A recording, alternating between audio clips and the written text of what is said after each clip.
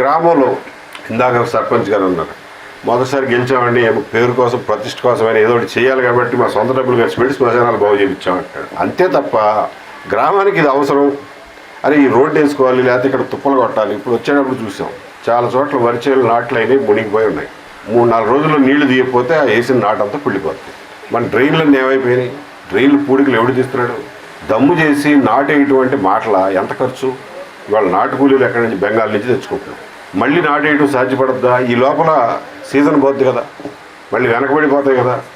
పోనీ ఏదైనా చేద్దాం, కాలువ బాగు చేసుకుందాం లేకపోతే డ్రైన్ బాగు చేసుకుందాం అంటే గ్రామం దగ్గర ఏమైనా డబ్బులు ఉన్నాయా? అసలు వాళ్ళకి నిజంగా డబ్బులు వేసుకుని చేద్దామని కానీ చేయనిస్తారనుకుంటున్నారా? ఇరిగేషన్ ఇంజనీర్ గారు ఎవడ పర్మిషన్ లేకుండా ఉన్నట్టు చేస్తాం, డ్రైన్ అంటే బాగు చేస్తామంటే. పూర్తి స్థాయిలో గ్రామాలని నిర్వీర్యపరిచేసాం.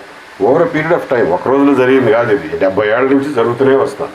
పోయే కొద్దీ అధికారాలు ఇంకా కేంద్రీకృతం అవుతున్నాయే తప్ప వికేంద్రీకరణ అనేది జరగట్లేదు. ఇంకా గ్రామాల్లో ఉన్న గ్రామాల సర్పంచులకు ఉన్న పవర్ ఏమో రాష్ట్ర ప్రభుత్వం తీసేసుకుంటుంది, రాష్ట్ర ప్రభుత్వానికి ఉన్న పవర్స్ అన్ని కేంద్ర ప్రభుత్వం తీసేసుకుంటుంది. సో మనం ఆ దిశలోనే ప్రయత్నిస్తున్నాం తప్ప వికేంద్రీకరణ చేయాలి, స్థానికంగా ఉన్న సమస్యలు స్థానికులే తీర్చుకునేలాగా వాళ్ళని సశక్తుల్ని చేయాలి అన్న రాజకీయ ఆలోచన ఏ పార్టీకి లేదు, ఏ ప్రభుత్వానికి లేదు.